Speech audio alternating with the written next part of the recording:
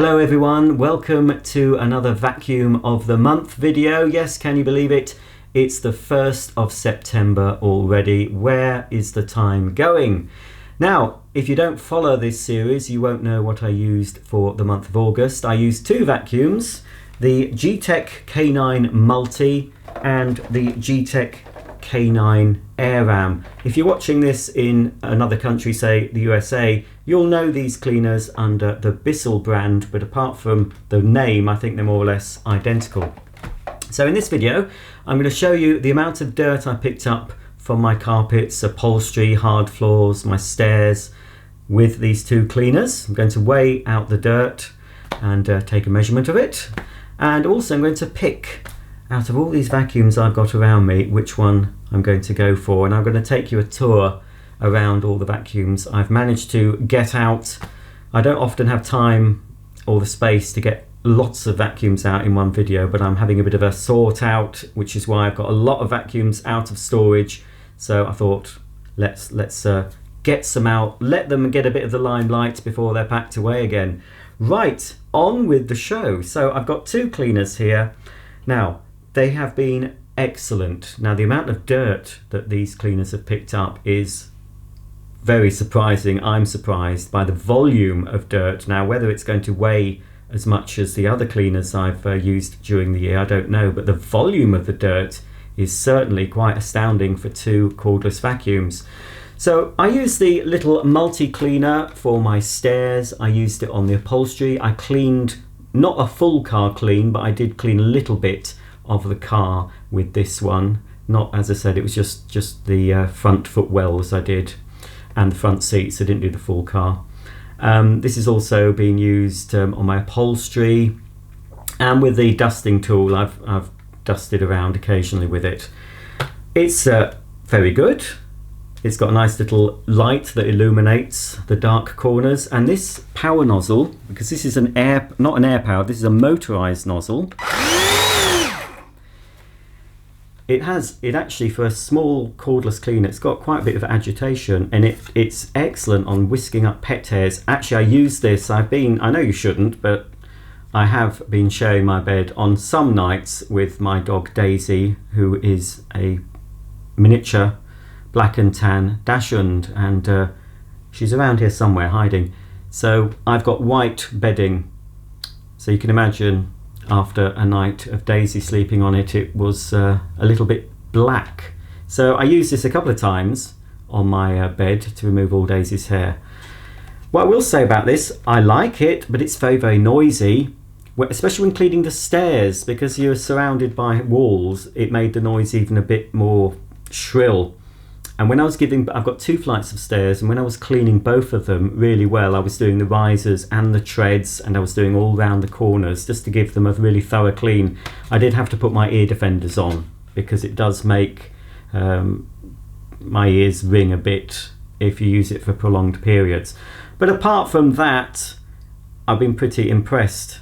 Now, I think I've just recently emptied this, but we'll see what's in the container. Yeah, I shouldn't have emptied it. Now, I have cleaned the filters throughout the month, because the suction does drop off with both these cleaners if you don't keep the filters clean. This particular pack I got did come with a spare set of filters, but I didn't really want to use the new filters. So it was quite funny really, because I used this small cleaner to vacuum the filter of the AirRam. But when it came to cleaning this filter, I just had to brush it off. But halfway during the month, I did wash the filters. But they took quite a while to dry. It was more than 24 hours before I felt they were dry enough to use again. But I could, of course, I could have used the filters I had if I wanted to continue the cleaning, but I didn't want to at this stage. Right, well, here, that is a lot of dirt. It's mainly fibrous material. I don't know how much grit is in here, but actually, because grit's the heaviest dirt that most vacuum cleaners have to cope with, it normally goes to the bottom. Wow. And I didn't put any dirt down like in my demonstrations. No extra dirt was put down. I just used these cleaners as a regular person would use them to vacuum their home when they saw the carpets and looked a bit dirty. I got the Gtech out, the AirRam out, and whizzed over the carpets, whizzed over the floors. Both these machines were used nearly every day. Certainly this cleaner, the AirRam, I whipped around not all the house, but mainly the living room and kitchen. This was used every day, and every other day, mostly everywhere else. And maybe once a week I did the stairs with this and the upholstery and other bits and pieces. What I don't like about this cleaner is the bin emptying. Now, it is a little bit difficult. I thought with use it would get easier, but to take the bin off, it's quite an effort is needed to remove it. As you see, and putting it back is a little bit, you've got to line it up until it clicks in place. So I didn't like that. And I'm not a weakling, but that, if you've got dexterity problems and you have trouble, you know, if you have trouble opening tins of things, you might have trouble getting the bin off this. And there's no other way of emptying it. You have to take the bin out. You can't empty it with the bin on the machine. So I will empty what, there's hardly anything in here, unfortunately. I should have left it because I've been emptying them regularly. But what I want to point out to you, yeah, there's hardly anything. When you use this, a lot of the dirt initially gets caught around this seal here. And you do really have to tap it quite firmly to dislodge all the dirt. So most of it, when you first use it, just wraps around the base. But I suppose it keeps the rest of the container fairly sort of empty. It didn't really get very full, but the heavier dirt and a lot of the hair did trap around there. So sometimes I had to sort of use my finger to dislodge it. As I said, this filter has been washed once, and all the other occasions, because I didn't use it, I have got plenty of vacuums I could have cleaned with this. I didn't, and I more or less used my hands. So again, I'm afraid it's getting dirty, and I just used my fingers and pulled off the debris like I'm doing now into the bin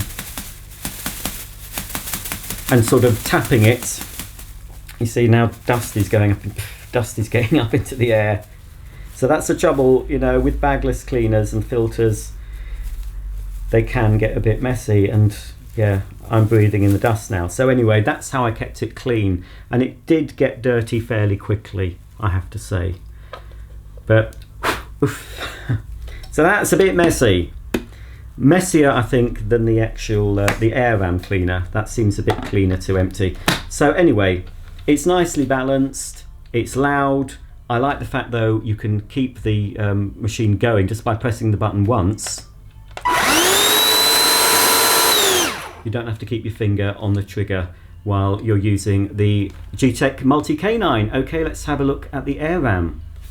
So here's the AirRam. I haven't done much with it apart from vacuuming the filter clean using the Multi, and of course emptying it on a regular basis. So I did whip round just before this video, and you can see all the hair. This is excellent. They call it K9 because it is designed to help remove pet hair, and by golly, it does.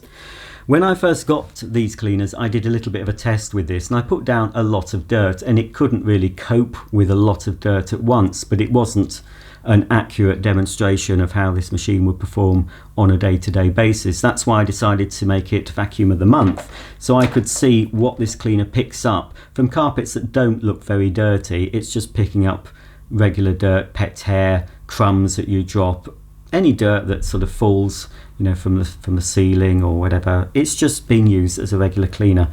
This is a little bit easier to empty, as I say, because what you do, you have to hold it over a bin. It opens at the bottom, just here. So you just open it first, and then this lever, you press that down. Just try and show you what I'm doing. Open it out. Oh, I'm still amazed by this muck. Right, and it more or less sort of sweeps it, but it doesn't always. You see, look, it's stuck on there. So often you still have to get your fingers in, tap it, and there we go. That's got most of it out, and then you just close it. Well, you move the slider back, then you close the end. So, you know, it's a fairly, well, it seems cleaner, but I've got dust on my fingers. You see, it's a bagless cleaner. It's very hard to avoid getting dust or in the air and on you. So, as I said, I haven't left this, because if I had left this, this would be completely clogged and the machine would have lost a lot of suction. So it's clean on one side, but this was vacuumed. As I said, I use the other cleaner to vacuum this off, but you can, you know, I did tap it occasionally. And it does, actually, if you tap it, it does come clean. Well, cleaner. But again, it's a bit of a messy job, and probably this is best done outside. So even tapping it, it's got a lot of that off. So from day to day, I try to keep that clean, and you should always check your filters if you've got a bagless vacuum. So there we go. So that's both cleaners emptied. My hands covered in dust. So are my jeans. I've got dust everywhere. Unfortunately, that goes that way around, Roger. As for battery life, I didn't charge them. I didn't plug them in after each use. This one, I wasn't caught short with this one at all. When the battery was showing it was nearly worn down, I just plugged it in and it was ready. But I was never sort of halfway through cleaning and the battery went dead. It did though, however, I can, oops, just lean over. It did, however, with the Multi, when I was doing both flights of stairs, when I was giving them a really thorough clean, it didn't have a full charge in the battery, and it died about 2/3 of the way up the second flight of stairs, so I had to wait until it was charged again. But had I plugged them in after each use, though, that wouldn't have been an issue, but I didn't think it was really necessary. The batteries do last quite a long time. I didn't measure how long they lasted, but I don't think you'd have really any trouble, certainly with the AirRam. Cleaning an average home, you won't have any trouble with the battery life. So that's the cleaners. I think they're pretty good. From what I see they've picked up, I can't say they're a complete replacement. I still think you would need a mains powered upright or cylinder for occasional monthly deeper clean. But as far as keeping your home looking clean, picking up the pet hairs, I think they're pretty good. I can't comment on reliability, long-term reliability. I've not used them long enough. But from my experience, I think both cleaners, you know, with a few provisos I've just explained about the messy emptying, the noise level of that, they're really good to use. And especially if you don't like the cordless cleaners that have all the weight in your hand, you know, the stick type, the Dyson type, Vax, most manufacturers do them. All the weight with the AirRam is in the base, so if you've got dexterity troubles and you can't grip a heavier vacuum in your hand, all the weight's at the base. It's very easy to push on carpets and floors. Okay, let's weigh the dirt, and then I'm going to pick the vacuum of the month for September.